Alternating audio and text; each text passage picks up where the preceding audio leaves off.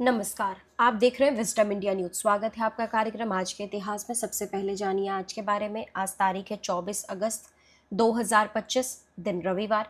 Hindi calendar वैदिक पंचांग के अनुसार आज शुक्ल पक्ष की प्रतिपदा तिथि है। विक्रम संवत के अनुसार सन 2082। तो आइए बात करते हैं 24 अगस्त की। आज के इतिहास में 24 अगस्त की तारीख क्यों इम्पोर्टेंट है, आपको बताते हैं। तो सबसे पहले बात करते हैं साल 79 AD यानी 79वें ईस्वी की।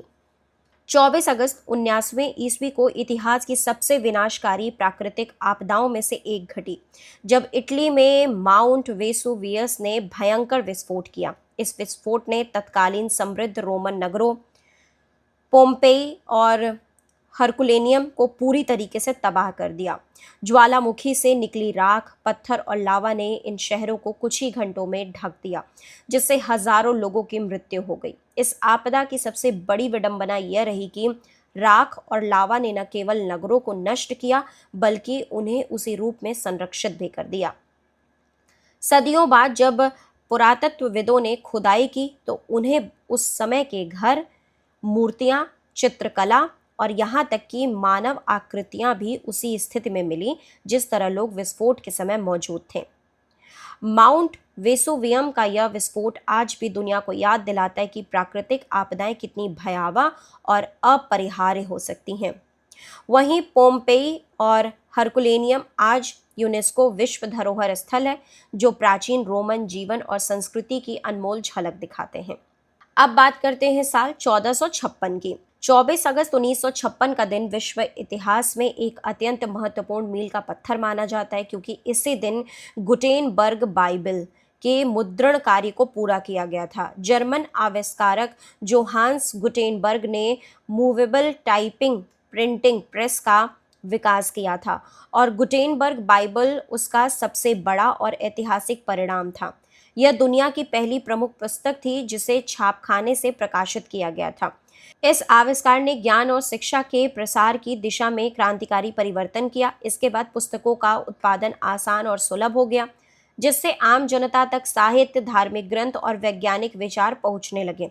यही कारण है कि गुटेनबर्ग बाइबल को मुद्रण युग यानी एज ऑफ प्रिंटिंग की शुरुआत का प्रतीक माना जाता है।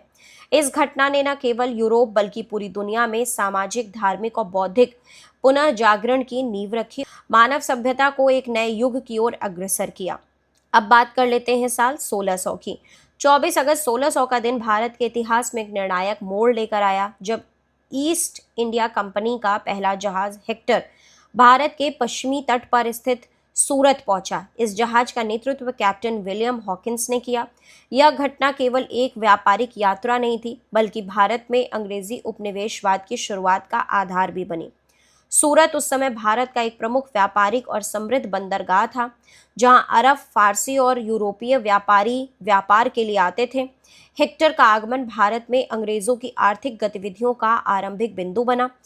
प्रारंभ में ईस्ट इंडिया कंपनी मसालों और रेशम जैसे सामानों के व्यापार के लिए आई थी, लेकिन धीरे धीरे उसने राजनीति और प्रशासन में हस्तक्षेप करना शुरू किया। अब बात कर लेते हैं साल 1690 का। 24 अगस्त 1690, जब जॉर्ज चनॉर्क ने, जो ईस्ट इंडिया कंपनी का एक अधिकारी था, उन्होंने कोलकाता में बसाहट की नींव रखी। उन्होंने हुगली नदी के किनारे 3 गांव सुतानटी, गोविंदपुर, कलिकाता को मिलाकर एक नए व्यापारिक केंद्र की शुरुआत की। उस समय यह क्षेत्र सामरिक और व्यापारिक दृष्टि से अत्यंत महत्वपूर्ण था, क्योंकि यहाँ से नदी मार्ग और समुद्री मार्ग दोनों का उपयोग कर व्यापार को आसानी से बढ़ाया जा सकता था।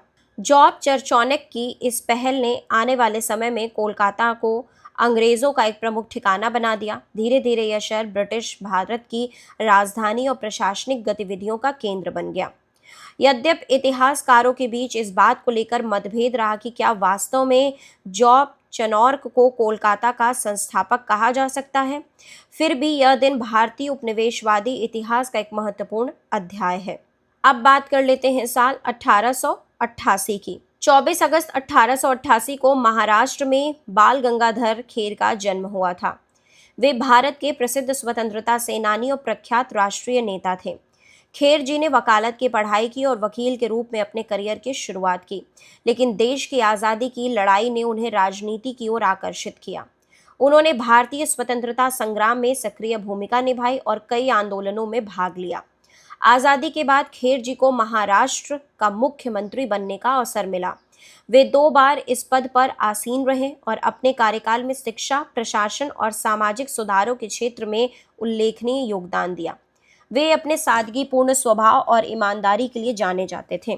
बाल गंगाधर खेर का जीवन इस बात का उदाहरण है कि सच्चा नेता समाज और राष्ट्र की सेवा के लिए किस प्रकार समर्पित रह सकता है। वे महाराष्ट्र ही नहीं बल्कि पूरे देश के लिए प्रेरणा स्रोत रहे। अब बात कर लेते हैं साल 1911 की।